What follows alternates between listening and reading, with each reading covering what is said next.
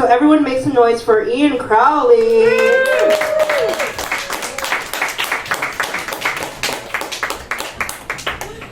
How's everybody doing tonight? I am going to do just some impressions. Is that cool with everybody? If I do some impressions? Yes. So this first one is an impression of someone who has something to say once you're done talking.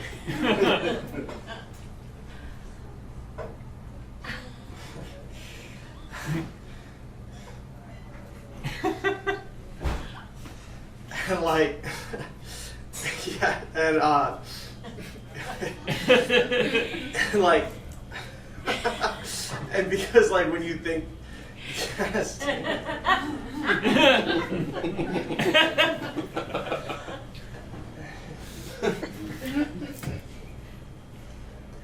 Like, please, dude. Please, just one thing quickly. Just one. Oh, what was I gonna say? Oh, dude, I'm Kyle, dude. Do you remember me? We were in second grade together. We were in a bird project together. We actually heard at the same time that raptor doesn't just mean dinosaur, but it also means bird, and we thought that was awesome, dude. We called ourselves the Raptor Boys, dude. Do you remember that? Oh, you don't? Oh. Well, I'll get back to what you were saying, dude. It was really awesome.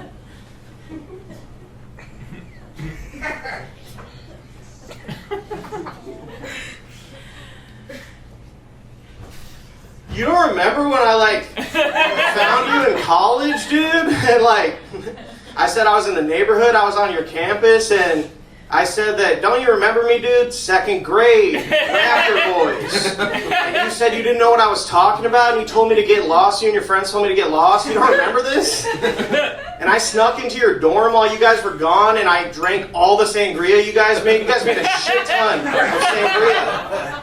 And then when you came back, I just started puking the sangria everywhere, and you guys thought it was blood, and you guys were like, we gotta get this guy to the hospital. You don't remember this? And in the hospital, on the way to the hospital, I was squeezing your hand, I was like, we're the Raptor Boys. We're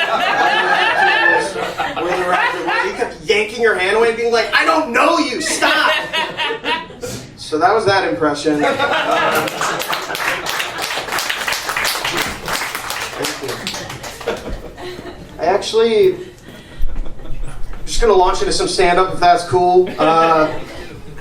I went to Ireland recently. It was very beautiful. And I did what any proud Irish American person would do. I got a super trashy Celtic knot tattoo. And I feel like this one's extra dumb and American because it looks like a fidget spinner. It's the size of a fidget spinner. It can easily just be a fidget spinner. The Irish Customs in 2017 seized over 200,000 fidget spinners due to security reasons. I'm confused. Is the IRA making ninja stars out of fidget spinners? I don't really know a lot about the IRA, if I'm real, but I was a dishwasher once, and my boss knew that I was Irish, and he would come back to the kitchen every few weeks with a stack of wire hangers that he was throwing away that we would hang our uniforms on. And every single time he'd be like, do you and your buddies in the IRA want this for murdering people? Yeah, I'm going to do what everyone here did and just kind of stay silent. That's what I did. I stayed silent and I moved on, and that's what we're going to do. I'm from the Midwest originally. I've been on the West Coast for 3 years now. I've noticed a lot of differences. But the main difference, the main singular difference is there's a Midwestern Bigfoot and a West Coast Bigfoot. and they're not the same Bigfoot. Like, for example, the West Coast Bigfoot is seen exclusively with like nature and like psychedelic, multicolored imagery. And the Midwestern Bigfoot is seen exclusively with like camouflage and bright orange decals. Like, also, before you even ask, like the East Coast doesn't get a Bigfoot. They're too cynical out there. They don't have a Bigfoot in the East Coast. But, you know, I start naturally thinking like these two cryptids, that's a magical creature by the way, cryptid. These two cryptids, like if they're real, who would win in a fight? That's kind of naturally where my brain goes. I have no doubt that the West Coast Bigfoot practices some mind, body, spirit, self-defense techniques, and definitely does yoga, flexible as shit, and has definitely taken mind-expanding substances at one point or another, today, like every single day. But the Midwestern Bigfoot just has like a sawed-off shotgun, you know? He's in a four-wheeler just running down the West Coast Bigfoot and all of his hippie friends as they forage for mushrooms or whatever. All I know is that if the Florida Bigfoot, the skunk ape, if the skunk ape was allowed in this brawl, they're both toast. That's all I know for sure. So, make some noise if you live in Seattle. Make some noise if you've thought about at any point moving from Seattle. Y'all should call this place Skedaddle.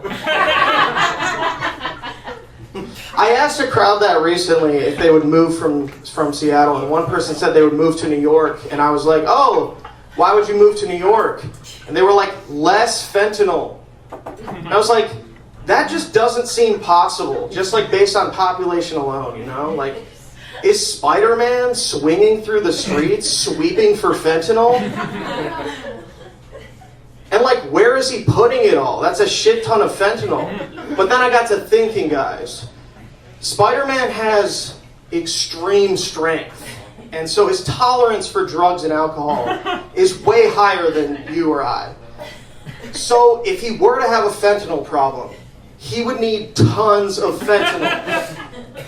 So maybe that theory does have some legs after all. You guys don't think so, but that's fine.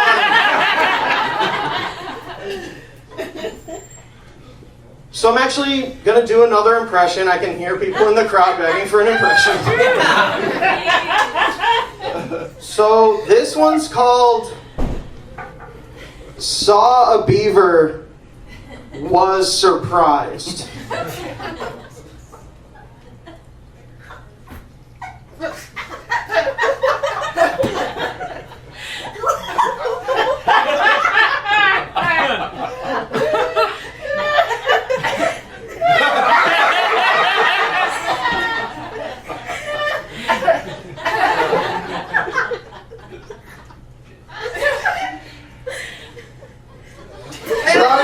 Okay, cool. Anyone here know about the trolley problem? Yes. Cool. One absolutely smart and dapper fellow. The trolley problem, for those who don't know, is a philosophical question. It's that a trolley is barreling down its tracks towards 5 people. They're all tied up, and they're all going to get flattened. But you're actually standing next to a lever. It's more sturdy in the actual theoretical. And if you switch this lever, the train will divert onto another track where only one person is tied up. So you're effectively saving 4 lives. Wow. I want you to throw this philosophical question out the window. I want to ask another more interesting philosophical question. If you were the one person on the other track, what would you say to the lever person so that they didn't kill you? Because that's the right answer. Like, they're going to kill you. I'd probably be like, I'm pregnant with 5 people! I'm do today! Right now! It's one of those I didn't know I was pregnant situations from MTV's I didn't know I was pregnant!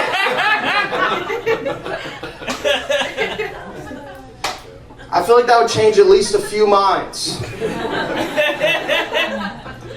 So Halloween is rapidly approaching. Anyone know what they're going to be for Halloween? Anyone? What are you going to be? I'll actually tell you what I am. Because I'm actually in the costume right now. I've found that this needs a little bit of an explainer. People don't immediately know what the costume is, and that's fine. So I'm happy to explain people my costume. I have it written down. Cool. My costume is a super chill, curious, and nice guy who's a great friend. Who doesn't know what Halloween is, but he's super excited to learn all about it. He keeps hearing about this Halloween and getting laughed at for not wearing a costume. And he really would like to clarify that he doesn't know what Halloween is, but he wants to be in on it. He just can't because he's never been exposed to it, so he doesn't understand. That's a great costume. I appreciate it. And thank you, guys. Thank you for letting me explain my costume. I hope that now that when you see me on Halloween, you'll know exactly what I am. And if you need another explainer, I honestly love reading them. So just ask me about it, and I'll get into it. All right. If everyone's fucking begging, I'll do another impression. Okay. So, this one is Green Goblin from the movie Spider-Man. What's the deal with Spider-Man? And Mary Jane? So the next one, you guys are gonna love this next one, I promise. This is Air Bud from the movie Air Bud. What's the deal with interspecies discriminatory practices in Little Leagues? So I've been an impressionist for about, how old am I? 25? 25 years I've been an impressionist. And I've noticed that Green Goblin from the movie Spider-Man and Air Bud from the movie Air Bud have the same timbre, same color of voice. So you can do the same impression for both of them, is what I'm saying. You guys like that? Okay, cool. I was watching baseball recently, and I couldn't help but notice that baseball is as close as a lot of straight men will ever come to being in drag. Hear me out. It's not just the tight clothes. They don't have to wear heels, but they have to wear cleats. They don't have to tuck their penis, but they have to put a cup on their penis. And they don't have to wear makeup, but they fucking do anyway. And don't confuse me, I'm not saying that they're the same thing. Believe me, I understand that drag and baseball could not be more different, right? One is an extremely watchable sport, literally America's pastime. And the other is, well, baseball. A super unwatchable sport, the pastime of people who have passed to time. Thanks, cool, that's a newer joke. Cool. Okay. I hear the energy in the room. I feel that there's a need for one more impression, and I will oblige. So this is my impression of an author who is trying to describe someone as untrustworthy and evil and gross and just generally bad in every way without using those descriptors. Are you guys ready? He was the fattest person I've ever seen. His gargantuan stature was so extra large and extra folded and chunky and fat. He was so fat that his size was fat all over the fat place. He was Fat Albert without being nice. Beneath his jolly exterior, he was quite fat. So that was my J.K. Rowling impression. Nailed it. So for this next part, actually, I have a very special guest that I want to bring out. Will you guys give it up for my son, Joel?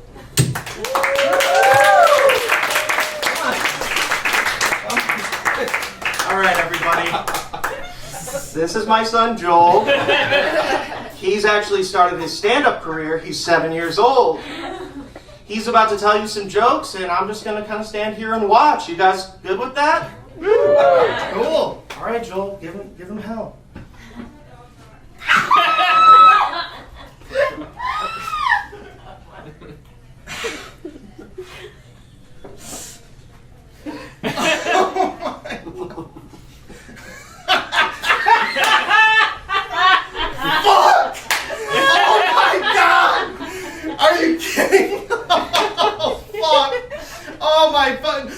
No, don't say that one, Joel. Don't say that joke, Joel. They're not ready. Okay, I thought you were going to say a really bad joke, Joel. Okay, guys, everyone give it up for Joel. Joel, Joel, Joel, Joel, Joel. Cool. What was that, buddy? Oh, you want to do a little breakdancing for the crowd? I mean, it's a comedy show, buddy. You really think that you want to... do you guys want to see a little bit of breakdancing from Joel? Okay. Joel, give him hell.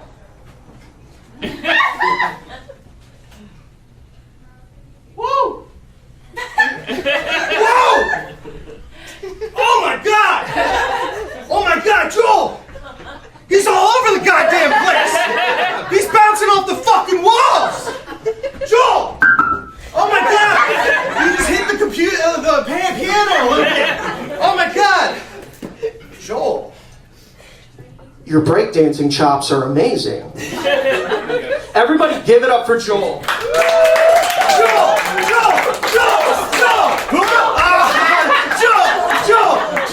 Kiss this kid. Oh, good answer. Okay, cool.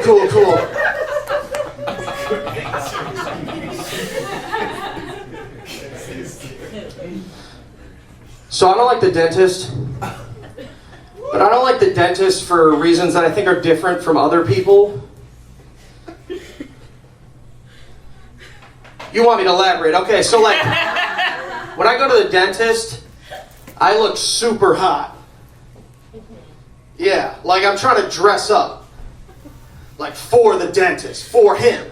And I get there, and he makes me take my glasses off, and it's a classic 2000s trope, right? I become even more beautiful. And then he gives me these sunglasses to put on, and I look even more awesome. And then he starts putting shit in my mouth. I'm choking. I'm gagging. Most importantly, I'm swallowing a shit ton. All while a guitar softly strums an instrumental version of Buy You a Drink by T-Pain. It's all of the fixings for an amazing time. But then I look up and my dentist, he's looking back at me with at best complete disinterest. And at worst, he's kind of like disappointed in my performance, I think. I just want once for my dentist to call me the throat goat and acknowledge that I'm the throat goat. Is that too much to ask? He's putting a crown on me, but he won't call me a king. What is that all about? Literally.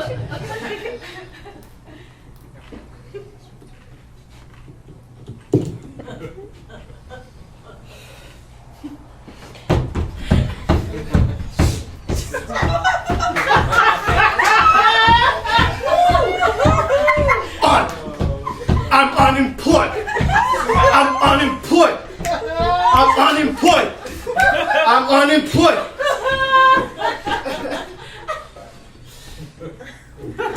Can you hire me? All right, guys, I'm Ian Crowley. Have a great night. Every living thing has worth. Every little thing on earth. Everything everything is blurred. Everything is hermit crabs, underturned rock slabs, hiding 8 or 9 or 13 sea stars, all hugging like it's nothing. Worry, son, hurry, come and check the seal out. In the water, it's teal now. Orange and super pink, that's an otter shit's real. How? Not a Lisa Frank. If I was a ship, I would've sank. Been a home for eels, wouldn't be alone for real now. Lovers off the beach, see my Pisces on the